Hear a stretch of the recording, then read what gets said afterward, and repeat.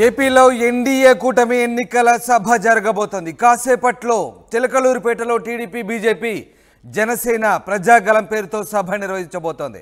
300 ఎకరాల్లో ప్రజాగలం సభకు ఏర్పాటు చేశారు. 2014 తర్వాత మళ్ళీ ఒకే వేదికపైకి మోదీ, బాబు, పవన్ పాల్గొనబోతున్నారు. 3 పార్టీల పొత్తు తర్వాత తొలి సభ నిర్వహిస్తున్నారు. ముగ్గురు నాయకులు ఏం మాట్లాడతారన్న దానిపై ఆసక్తి నెలకొంది. ఉమ్మడి ప్రణాళికపై మాట్లాడే అవకాశం ఉంది. ప్రజాగలం సభకు 10 లక్షల మంది వస్తారని అంచనా వేస్తున్నారు. వేదికపై ఒక్కో పార్టీకి 10 మంది చొప్పున అనుమతినివ్వబోతున్నారు. ప్రధాని మోదీ కోసం 3 హెలిప్యాడ్లు సిద్ధం చేశారు. అక్కడ చంద్రబాబు, పవన్, ఇతర నేతల కోసం మరో 3 హెలిప్యాడ్లు సిద్ధమయ్యాయి. నేతల ప్రసంగాలు చూసేందుకు 20 భారీ ఎల్ఈడి స్క్రీన్లు ఏర్పాటు చేశారు. సుమారు 5,000 మంది పోలీసులతో భారీ బందోబస్తు ఏర్పాటు చేశారు. మొత్తం మీద ఏపీలో ఎన్నికల వేడి రాజుకుంది. ఇప్పటికే ఆయా పార్టీలు ప్రచారంలో తలమునకలయ్యాయి. తాజాగా ఎన్డీఏ కూటమి సభ చిలకలూరుపేటలో ఏర్పాటు చేస్తున్నారు. ప్రధాని మోదీ ఈ సభకు హాజరవుతున్నారు. ప్రధాని మోదీ, టీడీపీ అధినేత చంద్రబాబు, జనసేన అధినేత పవన్ కళ్యాణ్ ఒకే వేదికను పంచుకోబోతున్నారు. ప్రజాగలం పేరుతో నిర్వహించేటువంటి ఈ భారీ బహిరంగ సభకు ఏర్పాట్లు పూర్తయ్యాయి.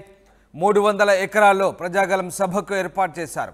2014 తర్వాత బాబు, మోదీ, పవన్ మళ్ళీ ఒకే వేదికను పంచుకుంటున్నారు.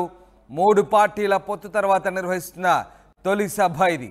అయితే ముగ్గురు నాయకులు ఏం మాట్లాడతారనే దానిపై మాత్రం ఆసక్తి నెలకొంది.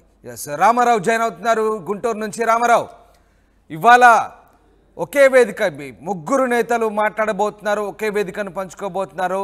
ఎన్డీఏ తొలి సభ ఏపీలో జరగబోతుంది. ఎలాంటి ఏర్పాటు చేశారు? రామదాసు, ఏదైతే పల్నాడు జిల్లా చిలకలూరుపేట మండలం బొప్పూడి వద్ద ఎన్డీఏ కూటమికి సంబంధించి మొదటిసారిగా సభ జరగనుంది. అలాగనే ఎన్నికల కోడ్ అమల్లోకి వచ్చిన తర్వాత రాష్ట్రంలో జరుగుతున్నటువంటి తొలి బహిరంగ సభ కూడా బొప్పూడిలో జరిగేటువంటి ఎన్డీఏ సభ. ఈ సభకు ప్రధాని మోదీ, అలాగనే టీడీపీ అధినేత చంద్రబాబు, పవన్ కళ్యాణ్ ముగ్గురు కూడా రానున్నారు. ప్రధానంగా చూసుకున్నట్లయితే 10 ఏళ్ల తర్వాత వీళ్ళ ముగ్గురు మళ్ళీ ఒకే వేద మీదకి వచ్చి మాట్లాడుతున్నటువంటి పరిస్థితి అయితే ఉంది. ఎందుకంటే 2014లో టీడీపీ, జనసేన, బీజేపీ కూటమి ఎన్డీఏ కూటమిగా ఏర్పడి రాష్ట్రంలో ఎన్నికల ప్రచారం నిర్వహించింది. తర్వాత జరిగిన పరిణామాల నేపథ్యంలో విడిపోయినటువంటి పరిస్థితి. మళ్ళీ ఇప్పుడు ఎన్డీఏ కూటమిగా ఏర్పడి వీళ్ళందరూ కూడా ఒకే వేదిక ద్వారా మాట్లాడబోతున్నటువంటి పరిస్థితి ఉంది. సో దీనికి సంబంధించి అయితే మాత్రం ఈ సభను ప్రజాగళం పేరుతో జరుగుతున్నటువంటి ఈ సభను అన్ని పార్టీలు కూడా చాలా ప్రతిష్టాత్మకంగా తీసుకున్నారు. బొప్పూడి వద్ద 300 ఎకరాల్లో సభకు సంబంధించి పూర్తి స్థాయిలో ఏర్పాట్లు చేశారు. అలాగనే ప్రధాని మోదీ హాజరవుతున్న నేపథ్యంలో భారీ స్థాయిలో 5,000 మంది పోలీసులు, 6 ఎస్పీలతో భద్రతకు సంబంధించి పూర్తి స్థాయిలో భద్రతా ఏర్పాట్లు చేయడం జరిగింది. అలాగనే నేషనల్ హైవే పక్కనే ఉండటంతో సో ఇక్కడ ఎటువంటి ట్రాఫిక్ ఇబ్బందులు జరగకుండా కూడా అన్ని ఏర్పాట్లు చేశారు. ప్రకాశం జిల్లా నుంచి వచ్చే వాహనాలకు సంబంధించి ఏదైతే సభా ప్రాంగణం ఉందో సభా ప్రాంగణం బ్యాక్ సైడ్ ఆ పార్కింగ్ ఏర్పాట్లు చేశారు. అలాగనే విజయవాడ, గుంటూరు, వైజాగ్ ఇటు సైడ్ నుంచి వచ్చే వాహనాలకి చిలకలూరుపేట ముందుగానే పార్కింగ్ ఏర్పాట్లు చేయడం జరిగింది. అలాగనే ఇక్కడికి వచ్చే నేతల కోసం మొత్తం 6 హెలిప్యాడ్లు కూడా ఏర్పాటు చేశారు. ప్రధాని మోదీకి సంబంధించి 3 హెలిప్యాడ్లు, అలాగనే పవన్ కళ్యాణ్, చంద్రబాబు, ఇతర నేతలకు సంబంధించి 3 హెలిప్యాడ్లు ఏర్పాటు చేయడం జరిగింది. అలాగనే సభా వేదిక మీద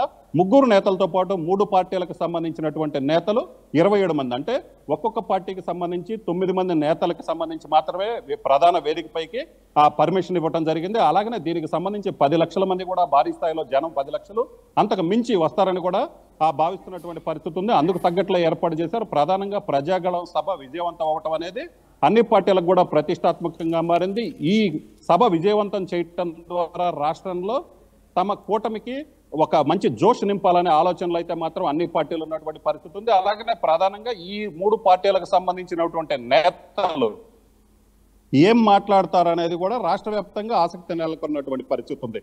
ఎందుకంటే ప్రధాని మోదీ రాష్ట్రానికి ఏం చేయబోతున్నారు, అలాగనే ఈ కూటమి ద్వారా ఏం చెప్పబోతున్నారో పవన్ కళ్యాణ్ కావచ్చు, వీళ్ళ ముగ్గురు రామారావు, అయితే ముగ్గురు నేతలు పాల్గొనబోయే ఈ వేదిక నుంచి అంటే ఏం ఎక్స్పెక్ట్ చేయొచ్చు? నిజంగా ఎలాంటి ప్రసంగాలు ఉండబోతున్నాయి? ముఖ్యంగా ప్రధాని కూడా మాట్లాడబోతున్నారు, అలాగే ఈ 3 పార్టీల నేతలు పాల్గొంటున్నారు కాబట్టి ఎట్లాంటి స్పీచ్ ఉండే అవకాశం ఉంది?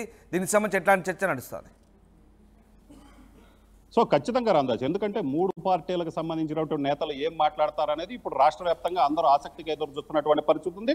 అలాగనే రాష్ట్రానికి సంబంధించి చూసుకున్నట్లయితే ప్రధానంగా ఇక్కడ ఏపీలో జరుగుతున్నటువంటి సభ కావడంతో రాష్ట్రానికి సంబంధించి ఏం చెప్పబోతున్నారు, అలాగనే వాళ్ళు ఉమ్మడి ప్రణాళిక ఏదైనా చెప్పబోతున్నారు. ఎందుకంటే ఇప్పటికే టీడీపీ బీసీ డిక్లరేషన్ ప్రకటించినటువంటి పరిస్థితి ఉంది. అలాగనే బీజేపీ కూడా వారం రోజుల క్రితం ప్రచార రథాలు ప్రారంభించింది. రాష్ట్రంలో కోటి మంది అభిప్రాయ సేకరణ చేసి అభిప్రాయ సేకరణ మేరకు తమ కొన్ని విధానాలు కొన్ని రూపొందిస్తాం, వాటిని కూడా ఉమ్మడి మేనిఫెస్టోలో పెడతామని పురంధేశ్వర్ కూడా చెప్పడం జరిగింది. ఇప్పటికే బీజేపీ ప్రచార రథాల ద్వారా ప్రజల్లోకి వెళ్ళేసి వాళ్ళ అభిప్రాయాలు కూడా సేకరించినటువంటి పరిస్థితి ఉంది. సో బీజేపీ రాష్ట్ర ప్రజలకు ఏం కావాలనేది బీజేపీ కూడా ప్రజల అభిప్రాయాలను సేకరించినటువంటి పరిస్థితి ఉంది. సో వీటన్నిటి నేపథ్యంలో పవన్ కళ్యాణ్ కొన్ని సూచనలు చేయడం జరిగింది. బీజేపీ ప్రజాభిప్రాయ సేకరణ, అలాగనే టీడీపీకి సంబంధించినటువంటి కీలక నేతలు, మేనిఫెస్టో కమిటీ నేతలు వీళ్ళందరూ కూడా ప్రజాభిప్రాయ సేకరణ జరిపారు.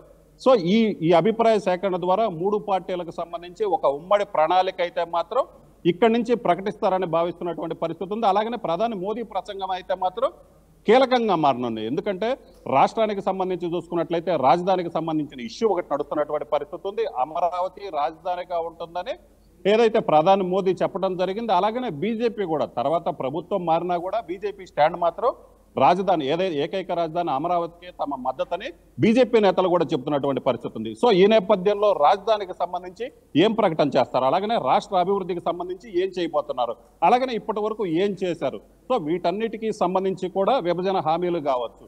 ఎందుకంటే ఢిల్లీలో ఉన్నటువంటి ఏపీ భవన్కి సంబంధించి విభజన పూర్తయింది. అలాగనే ఇక్కడ ఏం చేయబోతున్నారు, రాష్ట్రానికి నెక్స్ట్ ఏం చేయబోతున్నాం, రాష్ట్రానికి అభివృద్ధికి సంబంధించి ఏమి చేస్తామనేది అయితే మాత్రం చెప్పే అవకాశం అయితే ప్రధాని మోదీ ఉంది. అలాగనే ఏదైతే బీజేపీ నేతలు ఎవరైతే ఉన్నారో అభివృద్ధి కోసం తమ భావ సారూప్యత ఉన్నటువంటి పార్టీలతో మేము పొత్తు పెట్టుకున్నాం. గతంలో చంద్రబాబు ఎన్డీలో ఉన్నాడు, ఇప్పుడు కూడా భావ సారూప్యత గల ఆ పార్టీతోనే పొత్తు పెట్టుకోవడం జరిగింది. ఖచ్చితంగా రాష్ట్రాభివృద్ధికి కట్టుబడి ఉన్నామనే ఒక అంశాన్ని అయితే ప్రజల్లోకి తీసుకెళ్లే అవకాశం ఉంది. ప్రధాని మోడీ నోటి వెంట అయితే మాత్రం రాష్ట్రాభివృద్ధికి సంబంధించి కీలకమైన ప్రకటన వస్తుందని అందరూ ఎదురు చూస్తున్నటువంటి పరిస్థితి ఉంది. సో అలాగనే రాజధానికి సంబంధించి కూడా సో వీటితో పాటు ఉమ్మడిగా ఒక ప్రణాళిక రూపొందించి ఆ ప్రణాళికలోని కొన్ని కీలక అంశాలు అయితే మాత్రం ఇప్పుడు చెప్పే అవకాశం ఉంది. తర్వాత పూర్తి స్థాయిలో మేనిఫెస్టో చెప్పే అవకాశం అయితే ఉంది. Ramdas, right, yes, thank you very much Ramarao, thanks for the update. ఇది మొత్తం మీద చిలకలూరుపేటలో ఎన్డీఏ కూటమి తొలి సభ, ఎన్నికల సభ ఇవాళ జరగబోతోంది. ప్రధాని మోదీ పాల్గొంటున్నారు. అలాగే టీడీపీ అధినేత చంద్రబాబు, జనసేన అధినేత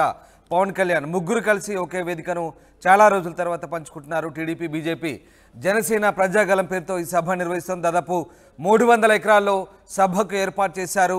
2014 తర్వాత ఈ ముగ్గురు ఒకే వేదికలో కూర్చోబోతున్నారు. 3 పార్టీల పొత్తు తర్వాత నిర్వహిస్తున్న తొలి సభ ఇది. ముగ్గురు నాయకులు ఏం మాట్లాడతారన్న దానిపై మాత్రం ఆసక్తి నెలకొంది. ఉమ్మడి ప్రణాళికపై మాట్లాడే అవకాశం ఉంది. దాదాపు 10 లక్షల మంది వరకు వస్తారని అంచనా.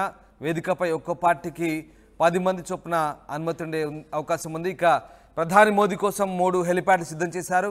చంద్రబాబు, పవన్, ఇతర నేతల కోసం మరొక 3 హెలిప్యాడ్లు సిద్ధం చేశారు. నేతల ప్రసంగాలు చూసేందుకు భారీ ఎల్ఈడి తెరలను అయితే ఏర్పాటు చేశారు. దాదాపు 5,000 మంది పోలీసులతో సభకు భారీ బందోబస్తు ఏర్పాటు చేశారు.